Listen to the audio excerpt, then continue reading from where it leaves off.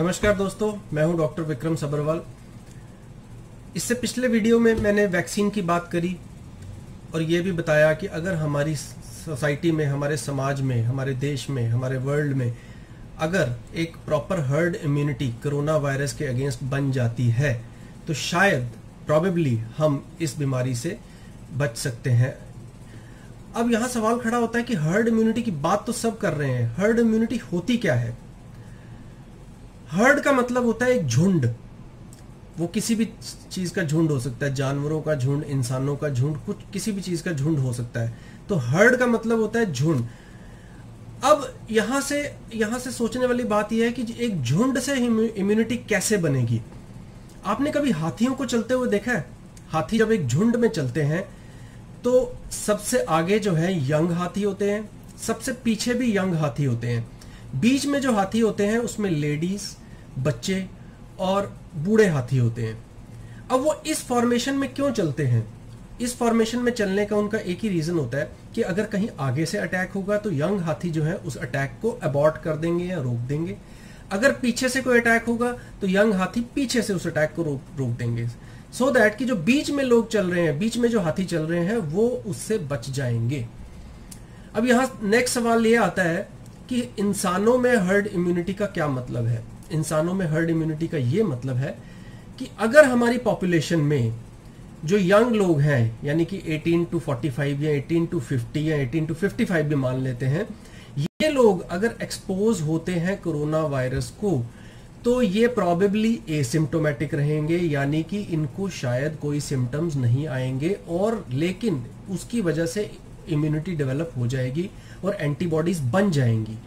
वो ये जो लोग होंगे ये प्रोटेक्ट करेंगे बच्चों को और बूढ़ों को, यानी कि एक ये झुंड सा बन जाएगा जिसमें आसपास जो है यंग लोग होंगे जिनको शायद ये इन्फेक्शन हो गई है और जो है एंटीबॉडीज उनके अंदर आ गई हैं। जो बीच में जो बचे लोग हैं वो लोग जो हैं अब फर्दर कोरोना वायरस के अटैक से बच जाएंगे। This is called as herd immunity, यानी कि एक झुंड के रूप में हमने जो वल्नरेबल ग्रुप है, जिन लोगों को कोरोना वायरस की वजह से ज्यादा नुकसान होने के चांसेस है, उनको हमने एक जवान लोगों को एक्सपोज करके इस इन्फेक्शन को हमने उनको जो है बचा लिया है।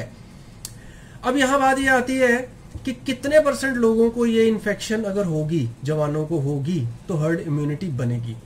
इसका भी कोई डेफिनेट जवाब नहीं है, लेकिन पुराना एक्सपीरियंस जो है एपिडेमियोलॉजी में, जो पुराने एक्सपीरियंस है और बीमारियों को लेके, वो जनरली कहता है कि 70 to 75% लोग अगर इन्फेक्ट हो जाते हैं किसी पॉपुलेशन में तो बाकी के 20 या 25% लोग जो है बच जाते हैं।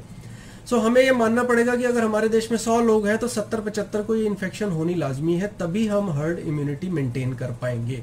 गवर्नमेंट आपको बार बार क्यों कह रही है कि जवानों को जो है बाहर जाना चाहिए और बच्चों को जो है और सीनियर सिटीजन्स को बाहर नहीं जाना चाहिए?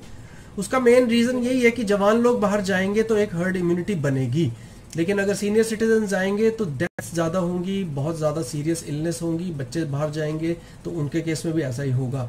सो हर्ड इम्यूनिटी के लिए जो है जवान लोगों का एक्सपोज होना और 70 से 75% पॉपुलेशन का एक्सपोज होना बहुत जरूरी है। यहां हमें यह भी जान लेना है कि हर्ड इम्यूनिटी हमेशा के लिए नहीं बनी रहती है।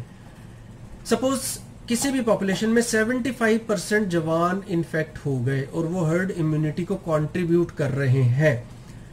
अगर उसमें से 15 या 20% जवान किसी दूसरे शहर में नौकरी करने चले जाते हैं, या वो बीमार पड़ जाते हैं, या उनकी खुद की इम्यूनिटी कम हो जाती है, या इस तरह का कोई भी मोबिलाइजेशन हो जाती है, तो भी हर्ड इम्यूनिटी पे असर पड़ता है।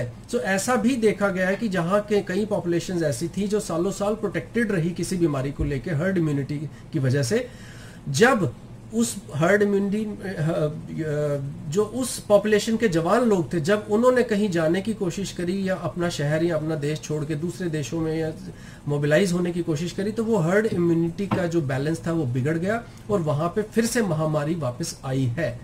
सो इन नटशेल हर्ड इम्यूनिटी बनाने के लिए हमें हमारी पॉपुलेशन को 70 to 75% एक्सपोज होना ही पड़ेगा। शायद यही रीजन है कि गवर्नमेंट जो है धीरे धीरे लॉकडाउन खोल चुकी है लेकिन अभी भी वो एडवाइजरीज जारी कर रहे हैं कि जो लोग वल्नरेबल हैं, जिनको कोई और बीमारियां हैं, या जो सीनियर सिटीजन हैं या बच्चे हैं, वो बाहर मत जाइए। सिर्फ और सिर्फ जवान लोगों को एक्सपोज होने दीजिए एक फेज्ड मैनर में, ताकि एक प्रॉपर हर्ड इम्यूनिटी बन सके। धन्यवाद।